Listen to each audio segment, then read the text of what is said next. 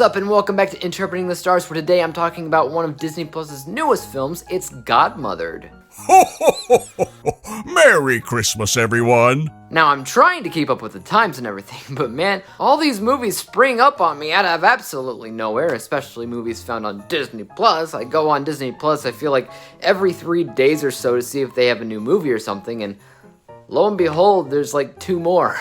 Ah well, the one thing that sprung to my mind when looking at this film was Enchanted, since it's a live-action fairy tale of sorts, but I'd actually say that this plot is actually a bit closer to Elf. So let's take a breather from our regular scheduled infodemic, and let's get cracking. This review is brought to you by the word of the day, infodemic. A massive amount of wildly and rapidly circulating information about a particular crisis or controversial issue consisting of a confusing combination of fact, falsehood, rumor, and opinion. Godmothered focuses on a fairy world called the Motherland, where fairy godmothers have all but gone extinct. That doesn't stop young Eleanor from dreaming of one day becoming a famous fairy godmother though, and when she discovers an old case that was never taken, she vows to make a little girl's dreams come true in order to save the Motherland from closing down.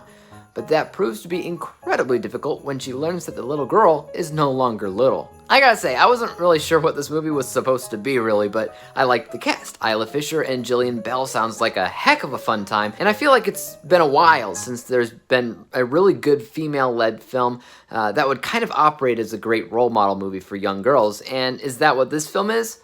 In a manner of speaking, I suppose, since you have this mother of 2 young girls and a ton of fairy godmothers. Heck, I know he's not the only man in the movie, but the guy that plays Hugh Prince definitely stands out as the only male in a female-centric film.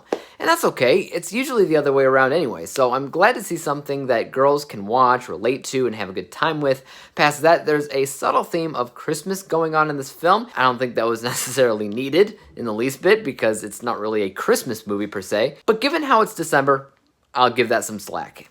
I'd also say that there's also a general feeling of magic in the movie that more or less kind of gets better and better as the film progresses, and by the end I feel like anybody can feel the warmth that the film gives off. On the downside though, I gotta say that I don't really think I was in the target audience, so a majority of what this film does, while it wasn't terrible, was never really my cup of tea. I was mostly bored with the film, and the littlest things easily distracted me.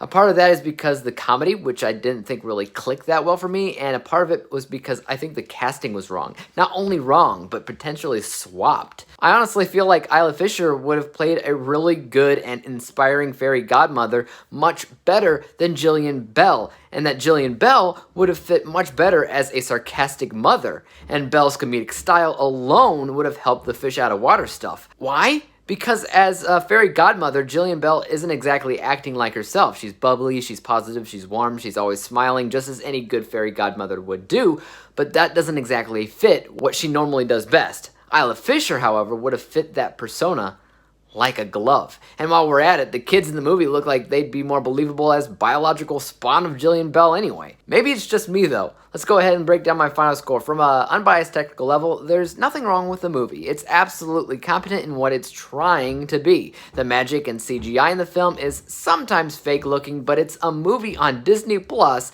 that wasn't trying to be crazy good either. This technical score is 64%. My personal bias score is a bit lower because I wasn't exactly blown away by the movie. Most of the jokes fell flat for me, and I didn't believe the casting, but I did feel at ease with the warmth of the film in general. This score is 58%. When we average out the 2 scores together, we come to the final rating of 61%. 61 out of 100 possible stars, or a D-letter grade. The film isn't exactly the best thing to come out of Disney Plus or anything, but it does have its moments, especially once you remember that it's not trying to win awards or be anything more than what it is. But let me know your thoughts on Godmothered in the comment section down below.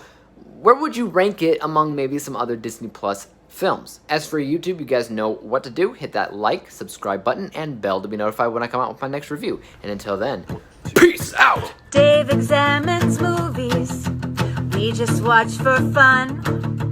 Davey is the expert. He is the #1 critic that I go to when I need a movie pick. Thanks for joining up with us. We think you're pretty